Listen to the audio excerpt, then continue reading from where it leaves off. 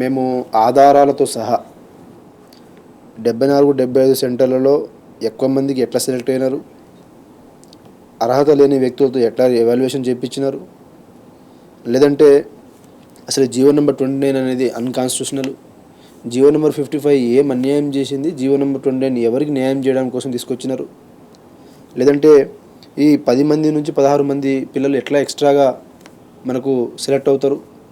అంటే mains exam రాయడానికి 1:50 ప్రకారంగా ఒక 100 మెంబర్స్ సెలెక్ట్ కావాలన్నప్పుడు ఆ 10 మంది 16 మంది ఎట్లా సెలెక్ట్ అవుతారు మెయిన్స్ ఎగ్జామ్ రాయడానికి. ఆ 16 మందిని ఉన్న చోట ఇంకో 20 మందిని మీరు యాడ్ చేసుకుంటే ఇంక ఎగ్జామ్ కండక్ట్ చేయడం దేనికి మనం మాట్లాడుకుంటే అని చెప్పేసి ఈ అన్ని ఇష్యూస్ని ప్రెస్ మీట్ పెట్టి కొట్లాడి ఈ ఉస్మానియా యూనివర్సిటీ వేదికగా నేను ర్యాలీలు చేయటం, దాని తర్వాత అందరూ కూడా స్పందించడం,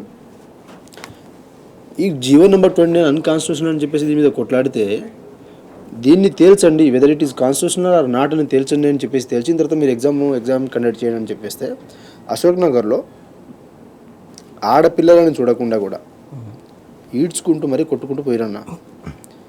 అలాంటి సందర్భంలో నేను సరే ఏదైనా కానీ ఎంతవరకైనా పోనీ అని చెప్పేసి ఈ నిరుద్యోగ యువతకు న్యాయం జరగాలని చెప్పేసి నేను గాంధీ భవన్ ముట్టడి చేసిన. ముట్టడిలో కనీసం నేను గేట్ కూడా తాగలే. 10 రోజులు చెంచల్గూడ జైల్లో పెట్టినారు.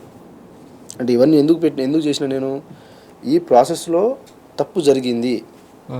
మరి నేను ఏదైతే ఆ రోజు అవకతవకలు ఉన్నాయని చెప్పేసి విత్ ఎవిడెన్స్తో సహా 2002లో రిటైర్ అయిన వ్యక్తితో ఎట్లా ఎగ్జామ్ మీరు అతను ఒక ఫ్యాకల్టీయే కాదు మీరేమన్నారు దాంట్లో క్లాస్ కూడా ఉన్నది.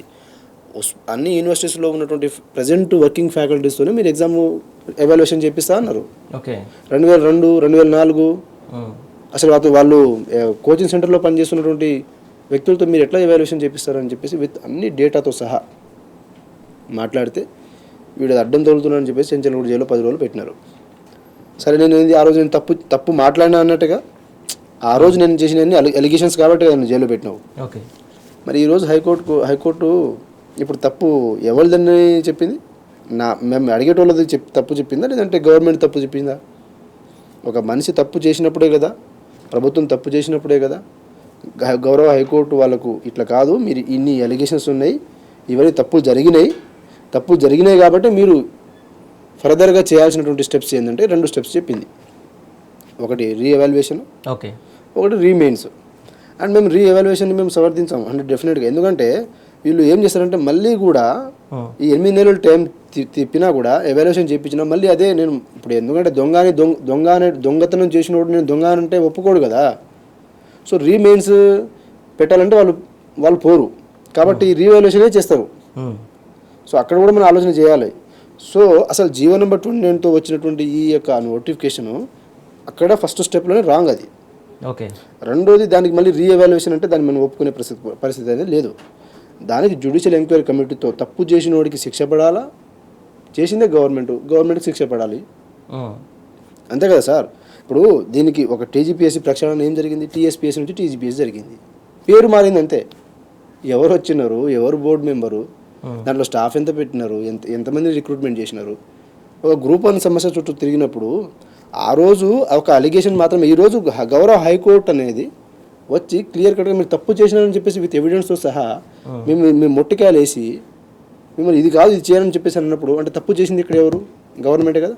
మరి గవర్నమెంట్ ఈరోజు తప్పు చేసినప్పుడు నన్ను ఆ రోజు చెంచల్గూడ జైల్లో పెట్టిన దానికి దీని కంపెన్సేషన్ ఏంది?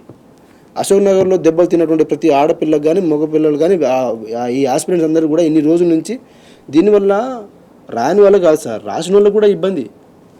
ఎందుకంటే ఎగ్జామ్ రాసి ఉద్యోగాలు వచ్చేస్తామని చెప్పేసి భావించి అన్నీ రిలాక్స్ అయిపోయిన వాళ్ళు మరి వాళ్ళకి ఇప్పుడు వాళ్ళకు జరిగే నష్టానికి నువ్వు ఎట్లా బాధ్యత, నువ్వు ఎట్లా కంపెన్సేషన్ చేస్తావు?